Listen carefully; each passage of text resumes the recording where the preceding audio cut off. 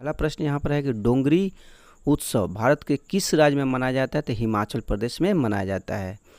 भारत में सर्वाधिक काजू का उत्पादन किस राज्य में होता है? तो केरला में होता है। यानी केरल में व्यक्तिगत सत्याग्रह आंदोलन के प्रथम सत्याग्रही किसे चुना गया था? तो विनोबा भावे को चुना गया था। पेरू की जलधारा एवं हम्बोल्ट की जलधारा, ये दोनों क्या है? ठंडी जलधारा है। देखिए यहाँ से क्वेश्चन और बनता है एग्जाम में कि व्यक्तिगत सत्याग्रह आंदोलन के प्रथम सत्याग्रही किसे चुना गया था? तो विनोबा भावे को। और दूसरे सत्याग्रही किसे चुना गया था? तो पंडित जवाहरलाल नेहरू को। बहुत बार एग्जाम में पूछा जाता है दूसरे वाला, क्योंकि सब लोगों को पता हो गया है कि विनोबा भावे को पहले सत्याग्रही के रूप में चुना गया था। इसीलिए आप लोग याद रखिएगा, दूसरे सत्याग्रही किसे चुना गया था? तो पंडित जवाहरलाल नेहरू को चुना गया था। चलिए नेक्स्ट क्वेश्चन है यहाँ पर कि पेरू की जलधारा एवं हम्बोल्ट की जलधारा कैसी है? तो ठंडी जलधारा है। अगला है कि अल नीनो क्यूरोसियो कैसी जलधारा है? तो गर्म जलधारा है। कौन कौन से? अल नीनो और क्यूरोसियो कैसी जलधारा है? तो गर्म जलधारा है। अगला है कि मोहम्मद बिन तुगलक को पागल एवं रक्त पिपासु के नाम से भी जाना जाता है। किस शासक ने दिल्ली से दौलताबाद अपनी राजधानी को स्थानांतरित किया था? तो मोहम्मद बिन तुगलक ने। पीतल एवं तांबे का सिक्का किसने चलवाया था? तो मोहम्मद बिन तुगलक ने चलवाया था। अगला क्वेश्चन है कि डोगरी भाषा भारत के किस राज्य में बोली जाती है? तो जम्मू और कश्मीर प्रांत में बोली जाती है। कौन सी भाषा? डोगरी भाषा। अगला क्वेश्चन है आपके भारत के संविधान के किस भाग के 4 अध्याय में राजभाषा संबंधित प्रावधान है? तो 17वें। भारत के संविधान के किस भाग में? तो 17वें भाग में 4 अध्याय में, यानी अध्याय 4 में राजभाषा से संबंधित प्रावधान किया गया है। भारतीय संविधान में राज्य की भाषाएं किस अनुसूची में वर्णित है? तो 8वीं अनुसूची में है। 0 डिग्री सेंटीग्रेड पर जल की भौतिक अवस्था क्या होती है? तो तरल और ठोस दोनों होती है। पौधों में जाइलम किसके लिए जिम्मेदार होता है? तो पानी का परिवहन करना। देखिए जाइलम मतलब जल, तो पानी, यानी जल का मतलब पानी, तो जाइलम कहेगा तो पानी का परिवहन करेगा। और फ्लोएम मतलब होता है फूड, यानी फ से फ्लोएम, फ से फूड, तो फ्लोएम कहेगा तो क्या होगा? भोजन का मतलब कि जिम्मेदार होगा, भोजन को ले जाने के लिए, परिवहन के लिए। ठीक है, तो इसे आप लोग याद रखिएगा।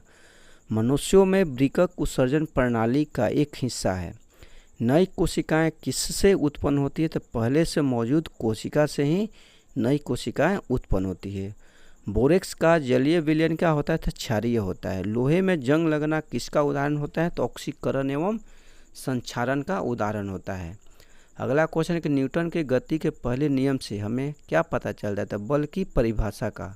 और न्यूटन के गति के दूसरा नियम से हमें चलता है पता बल का परिमाण का।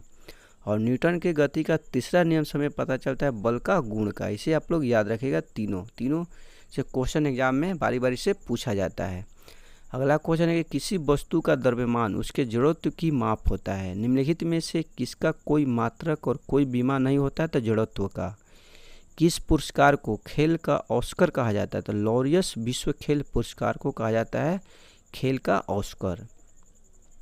चलो अगला क्वेश्चन यहाँ पर है कि निर्धनता रेखा की अवधारणा की समीक्षा करने के लिए किस समिति की स्थापना की गई थी? तो सुरेश तेंदुलकर समिति। निम्नलिखित में से कौन सी 4 प्राचीन सभ्यताओं में सबसे बड़ी सभ्यता थी? तो सिंधु घाटी सभ्यता। ओजोन क्षरण सबसे अधिक कहाँ पर पाया जाता है? तो ध्रुव पर पाया जाता है, नहीं ध्रुवों पर। किस सदन का अध्यक्ष उस सदन का सदस्य नहीं होता है? तो राज्यसभा का। चलिए नेक्स्ट है कि खिज्र खान निम्नलिखित में से किस वंश का शासक था? तो सैयद वंश का। संवैधानिक निकाय कौन कौन से? देखिए संवैधानिक निकाय कौन कौन से? चुनाव आयोग है, संघ लोक सेवा आयोग है, राज्य लोक सेवा आयोग है, वित्त आयोग है, उसके बाद राष्ट्रीय अनुसूचित जनजाति आयोग है, राष्ट्रीय अनुसूचित जाति आयोग है, उसके बाद भारत के CAG है, उसके बाद भारत के महान्यायवादी है, उसके बाद राज्य के महाधिवक्ता है। सब क्या है? मतलब संवैधानिक निकाय। नहीं, संविधान में संविधान लिखते समय ही इसका वर्णन किया गया था, तो इसे संवैधानिक निकाय कहा जाता है। और देखिए एक होता है गैर संवैधानिक निकाय, जो संशोधन करके मतलब लाया गया है। तो देखिए गैर संवैधानिक निकाय का मतलब क्या होता है? नीति आयोग है, गैर संवैधानिक आयोग है, उसके बाद है राष्ट्रीय मानवाधिकार आयोग है, राज्य मानवाधिकार आयोग है, केंद्रीय सूचना आयोग है, राज्य सूचना आयोग है, केंद्रीय सतर्कता आयोग है, केंद्रीय जांच ब्यूरो है, लोकपाल एवं लोकायुक्त है। सब क्या है? गैर संवैधानिक निकाय है। यहाँ से प्रश्न बहुत बार एग्जाम में बनता है कि नीति आयोग कैसा निकाय है तो गैर संवैधानिक निकाय है। तो इसे आप लोग याद रखिएगा, यहाँ से बहुत बार प्रश्न बनता है संवैधानिक निकाय और गैर संवैधानिक निकाय से। चलिए अगला क्वेश्चन है कि समांगी मिश्रण के उदाहरण कौन कौन से होते हैं। देखिए रक्त होता है, दूध होता है, पीतल होता है, इस्पात होता है, सिरका होता है और शराब होता है। सब क्या होता है, समांगी मिश्रण के उदाहरण होते हैं। मसौदा समिति के अध्यक्ष कौन थे, तो BR अम्बेडकर थे मसौदा समिति के अध्यक्ष। और संविधान का पिता इन्हें कहा जाता है, यानी BR अम्बेडकर को ही कहा जाता है संविधान का पिता। मौलिक अधिकार सलाहकार समिति के अध्यक्ष कौन थे, तो वल्लभ भाई पटेल थे मौलिक अधिकार। चलिए अगला क्वेश्चन है कि संघ समिति के अध्यक्ष कौन थे, तो जवाहरलाल नेहरू थे। फ्लेमिंग के दाहिने हाथ के नियम में तर्जनी क्या दर्शाता है, तो चुंबकीय क्षेत्र की दिशा। बहुत इंपॉर्टेंट क्वेश्चन है। फ्लेमिंग के बाएं हाथ के नियम का उपयोग विद्युत मोटर के लिए किया जाता है। फ्लेमिंग के दाहिने हाथ के नियम का उपयोग विद्युत जनित्र के लिए किया जाता है। तो इसे आप लोग याद रखिएगा, बहुत इंपॉर्टेंट क्वेश्चन है, आप लोग नोट्स बनाते चलिएगा। चलिए अगला क्वेश्चन है कि ECG रिकॉर्ड करता है हृदय की धड़कन की दर को। मानव विकास सूचकांक यानी HDI का मान किसके बीच होता है, तो 0 से 1। निम्नलिखित में से किस प्रकार का वन भारत में सबसे बड़े क्षेत्र में व्याप्त है, यानी फैला हुआ है, तो उष्णकटिबंधीय नम पर्णपाती वन। अगला क्वेश्चन है कि रासायनिक अभिक्रियाओं में ऑक्सीकरण का अर्थ क्या होता है, तो ऑक्सीजन की प्राप्ति। निम्नलिखित में से कौन सा एक सहसंयोजी यौगिक होता है, तो सिलिकॉन कार्बाइड होता है। दक्षिणी गोलार्ध में सबसे लंबा दिन कौन सा होता है, तो 22 दिसंबर होता है दक्षिणी गोलार्ध में। 21 जून को दक्षिणी गोलार्ध में सबसे छोटा दिन और सबसे लंबी रात होता है। देखिए यहाँ कन्फ्यूजन बहुत सारे स्टूडेंट को रहता है। देखिए दक्षिणी गोलार्ध में सबसे लंबा दिन कहेगा तो 22 दिसंबर, और 21 जून देखिए क्या कहता है, 21 जून को दक्षिणी गोलार्ध में सबसे छोटा दिन और उसके बाद क्या होगा, सबसे लंबी रात होता है। ठीक है, नेक्स्ट है कि 21 जून को उत्तरी गोलार्ध में सबसे लंबा दिन और सबसे छोटी रात होती है। इसे भी आप लोग याद रखिएगा। 21 जून को उत्तरी गोलार्ध की बात हो रहा है यहाँ पर कि सबसे लंबा दिन होगा और सबसे छोटी रात होगी। चलिए अगला क्वेश्चन है कि परितंत्र शब्द का गठन किसने किया था, तो टेंसले ने किया था परितंत्र शब्द का गठन। पारिस्थितिकी शब्द किसके द्वारा पेश किया गया था, तो अर्नस्ट हैकेल के द्वारा। चलिए अगला क्वेश्चन है कि सौरमंडल में ग्रहों की गति संरक्षण का एक उदाहरण है कोणीय गति। रॉकेट किसके संरक्षण के सिद्धांत पर कार्य करता है, तो संवेग संरक्षण के सिद्धांत पर कार्य करता है रॉकेट। शर्करा के अल्कोहल में बदलने की प्रक्रिया क्या कहलाती है, किण्वन कहलाती है। न्यूटन के गति के तीसरे नियम के अनुसार क्रिया एवं प्रतिक्रिया सदैव दो भिन्न वस्तुओं पर विपरीत दिशाओं में कार्य करती है। ठीक है, कौन सा उद्योग अन्य उद्योगों के लिए कच्चे माल का उत्पादन करता है, तो बुनियादी उद्योग। देखिए और एग्जाम में क्वेश्चन यहाँ से बनता है कि न्यूटन की गति के तीसरे नियम कौन कौन से। जैसे में आप कुआं से पानी खींच रहे हैं बाल्टी से, अब बाल्टी की डोरी टूट गई तो पीछे की ओर धक्का लगता है, तो ये तीसरे नियम के अंतर्गत ही आता है न्यूटन के। और दूसरा है कि आप नाव से उतर रहे हैं नदी के किनारे, और उतरने के बाद नाव क्या होता है, आपको पीछे की ओर मतलब आगे की ओर, पीछे की ओर आप नाव को धकेल रहे हैं और आगे की ओर आप जा रहे हैं, यानी क्रिया के प्रति विपरीत प्रतिक्रिया हो रहा थी, वो भी न्यूटन के गति के तीसरे नियम के अंतर्गत ही रखा जाता है। ठीक है, इसे आप लोग याद रखिएगा। कौन सा उद्योग अन्य उद्योगों के लिए कच्चे माल का उत्पादन करता है, तो बुनियादी उद्योग। सोलर कुकर का कौन सा भाग ग्रीन हाउस प्रभाव के लिए उत्तरदायी होता है, तो कांच की सीटें। किसी परिस्थितिकी तंत्र में तत्वों के चक्रण को क्या कहा जाता है, तो जैव भू रासायनिक चक्र कहा जाता है। टैगा किस प्रकार का परिस्थितिकी तंत्र है, तो वन परिस्थितिकी तंत्र है। परिस्थितिकी तंत्र निम्नलिखित में से किसकी सबसे छोटी इकाई होती है, तो जैव मंडल होती है। अगला क्वेश्चन है कि भारत का प्रथम वायसराय कौन था, तो लॉर्ड कैनिंग था। भारत में सबसे लंबे समय तक सेवा करने वाले ब्रिटिश गवर्नर जनरल या वायसराय कौन था, तो लॉर्ड लिनलिथगो था। भारतीय आर्थिक सुधारों का जनक किसे कहा जाता है, तो PV नरसिम्हा राव को कहा जाता है। 1951 में जब आर्थिक सुधार और उदारीकरण की शुरुआत हुई तब भारत के वित्त मंत्री कौन थे, तो मनमोहन सिंह थे। नेत्र के किस भाग में एक वर्णक मौजूद होता है जो भूरी, नीली या काली आँखों के लिए जिम्मेदार होता है, तो परितारिका होता है। किस राज्य में 2 से अधिक बंदरगाह है, तमिलनाडु में है। कोयले का जलना एवं संयोजन अभिक्रिया है। किस प्रकार के प्रजनन से अधिक विविधता की उत्पत्ति होती है, तो लैंगिक। मुक्त रूप से गिरने के दौरान पिंड किस स्थिति में होता है? तो भारहीनता के रूप में होता है।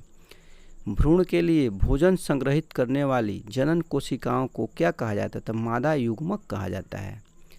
अगला क्वेश्चन है कि उत्तल दर्पण को अपसारी दर्पण भी कहा जाता है। ठीक है, अवतल दर्पण को अभिसारी दर्पण भी कहा जाता है। ये भी दोनों इंपॉर्टेंट क्वेश्चन है। उत्तल दर्पण को अपसारी और अवतल दर्पण को अभिसारी कहा जाता है। बिपाशा किस नदी का संस्कृत नाम है? तो ब्यास नदी का।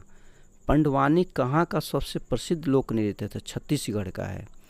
पेचिस, डिप्थीरिया और प्लेग ये सब क्या है? तो जीवाणुओं से होने वाले रोग है। कौन कौन से? पेचिस, डिप्थीरिया और प्लेग। कार्बन का परमाणु क्रमांक कितना होता है? तो 6 होता है। और नेक्स्ट क्वेश्चन है, दांडी यात्रा के समय भारत का वायसराय कौन था? तो लॉर्ड इरविन था। विस्थापन के परिवर्तन की दर को क्या कहते थे? वेग कहते हैं। वेग में परिवर्तन की दर को क्या कहते हैं? त्वरण कहते हैं। किस कोण से फेंके जाने पर कोई वस्तु सर्वाधिक दूरी तक प्रक्षेपित होती है? तो 45 डिग्री कोण बनाकर आप फेंकेगा तो कोई वस्तु जो होगी सर्वाधिक दूरी तक प्रक्षेपित होगी। नेक्स्ट है कि खांसी और छींकने जैसी अनैच्छिक गतिविधियों को कौन नियंत्रित करता है? तो मज्जा करता है। संविधान का अनुच्छेद 22 क्या सुनिश्चित करता है? तो गिरफ्तारी के दौरान या हिरासत में दुर्व्यवहार से बचाव का अधिकार देता है। अगला क्वेश्चन है यहाँ पर कि निम्नलिखित में से कौन भारत में राजनीतिक शक्ति का प्रमुख स्रोत है? तो लोग है, लोग यानी पीपल। भारतीय संविधान के किस भाग को प्राय संविधान की अंतरात्मा कहा जाता है? तो मौलिक अधिकारों से संबंधित भाग को कहा जाता है अंतरात्मा। भारतीय संविधान के किस अनुच्छेद में सांस्कृतिक और शैक्षिक अधिकार शामिल है? तो अनुच्छेद 29 से 30 में। सेब किस प्रकार का फल होता है? तो सत्य फल होता है। सेब एवं नाशपाती के खाने योग्य भाग कौन से होते हैं? पुष्पासन होता है। प्रकाश संश्लेषण की दर किस रंग के प्रकाश में सबसे अधिक होती है? तो लाल रंग के प्रकाश में होती है सबसे ज़्यादा। तारपीन का तेल किस पेड़ से प्राप्त होता है? तो चीड़ से होता है। मूत्र में एल्ब्यूमिन आने से किस अंग के गड़बड़ होने की संभावना होती है? तो वृक्क यानी किडनी का। परमाणु द्रव्यमान के खोज करता है मेंडलीफ। परमाणु क्रमांक के खोज करता है मोजले। इसे याद रखिएगा। परमाणु द्रव्यमान कहेगा तो मेंडलीफ, परमाणु क्रमांक कहेगा एटॉमिक नंबर कहेगा तो मोजले हो जाएगा, और एटॉमिक मास कहेगा तो मेंडलीफ हो जाएगा। मेसोन का आविष्कार किसने किया था? तो युकावा ने किया था। धोवन सोडा का रासायनिक नाम क्या होता है? तो सोडियम कार्बोनेट होता है। क्वांटम सिद्धांत किसने दिया था? तो मैक्स प्लांक ने। अगला क्वेश्चन है, भारत में अंतरिक्ष सहयोग की स्थापना कब हुआ था? तो 1972 में। न्यूटन पर किलोग्राम किस भौतिक राशि का मात्रक होता है? तो त्वरण का होता है। अर्जेंटाइट किस धातु का स्क होता है? तो चांदी का होता है। परमाणु सिद्धांत किसने दिया था? तो जॉन डाल्टन ने दिया था। आई राइट क्या होता है? तो विकलांगों का कंप्यूटर होता है। नींबू में डाइबैक किस तत्व की कमी से होता है? तो तांबा की कमी से होता है। और नेक्स्ट क्वेश्चन है कि मत्स्य वर्ग के प्रमुख उदाहरण कौन कौन से होते हैं? देखिए, दरियाई घोड़ा एवं टारडिपो सब क्या है? मत्स्य वर्ग के उदाहरण है। प्रोड्यूसर गैस का रासायनिक नाम बतावें। कार्बन मोनोऑक्साइड एवं नाइट्रोजन ये सब क्या है? दोनों प्रोड्यूसर गैस का रासायनिक नाम है। अगला है कि बॉयल का नियम किसने दिया था? तो रॉबर्ट बॉयल ने दिया था। भारी जल की खोज किसने की थी? तो यूरे ने की थी। प्राथमिक उपभोक्ता के अंतर्गत कौन कौन से आते हैं? तो वे जो हरे पौधे या उनके किसी भाग को खाते हैं, जैसे गाय, भैंस, बकरी, ये सब क्या होते हैं? प्राथमिक उपभोक्ता कहलाते हैं। फूल खिलाने वाला हार्मोन्स कौन सा होता है? फ्लोरीजेंस होता है। और नेक्स्ट क्वेश्चन है, जिब्रेलिन हार्मोन का कार्य क्या होता है? तो बौने पौधे को लंबा करना एवं फूल बनाने में मदद करना जिब्रेलिन हार्मोन का काम होता है। फारेनहाइट पैमाने के अनुसार पानी का सामान्य क्वथनांक क्या होता है? तो 212 डिग्री फ़ारेनहाइट होता है। मैनोमीटर से क्या मापा जाता है? गैसों का दाब मापा जाता है। इलेक्ट्रॉन वोल्ट किस भौतिक राशि का मात्रक होता है? तो ऊर्जा का होता है। सबसे बड़ा आवृतबीजी वृक्ष कौन सा होता है? यूकेलिप्टस होता है। सुहागा का रासायनिक नाम क्या है? बोरेक्स है। क्विक सिल्वर का रासायनिक नाम क्या है? तो मरकरी है। शुष्क बर्फ का रासायनिक नाम क्या है? ठोस कार्बन डाइऑक्साइड है। संघ मोलास्का के प्रमुख उदाहरण कौन से है? घोंघा है, सीप है, ऑक्टोपस है। प्लास्टर ऑफ पेरिस का रासायनिक नाम क्या है? तो कैल्शियम सल्फेट हेमीहाइड्रेट है। देखिए, वन लाइनर क्वेश्चन में ही फ़ायदा होता है कि कम समय में ज़्यादा से ज़्यादा क्वेश्चन का आप प्रैक्टिस कर सकते हैं, ठीक है, और याद भी कर सकते हैं। एक कोशिकीय प्राणी किस संघ में रखे गए हैं? प्रोटोजोआ संघ में। संघ पेरिफेरा का उदाहरण कौन से? स्पंज है। और नौसादर का रासायनिक नाम क्या है? अमोनियम क्लोराइड है। और अगला क्वेश्चन है, रेगिस्तान में पैदा होने वाले पौधे क्या कहलाते हैं? जीरोफाइट कहलाते हैं। पृथ्वी से पलायन वेग का मान कितना होता है? तो 11.2 किलोमीटर पर सेकेंड होता है। पायरोडॉक्सिन किसका रासायनिक नाम होता है? तो विटामिन B6 का। बहुत इंपॉर्टेंट क्वेश्चन है। अंतर्राष्ट्रीय मानक के अनुसार कितने डेसिबल से अधिक की ध्वनि प्रदूषण माने जाते हैं? तो 45 डेसिबल। जल प्रदूषण नियंत्रण एवं निवारण अधिनियम कब पारित हुआ था? तो 1987 में। हरित गृह प्रभाव का नाम किसने दिया था? तो हैंसन ने दिया था। धूल प्रदूषण को रोकने में कौन सा वृक्ष सहायक होता है? तो नीम का वृक्ष है। तो फ्रेंड्स, आप लोगों को वीडियो कैसा लगा? वीडियो अच्छा लगा तो लाइक अवश्य कीजिएगा। आप लोग लाइक नहीं करते हैं, चैनल को सब्सक्राइब करें फ्रेंड्स, बहुत मेहनत लगता है वीडियो बनाने में। मिलते हैं अगला वीडियो में नेक्स्ट में। बाय। Okay, bye bye.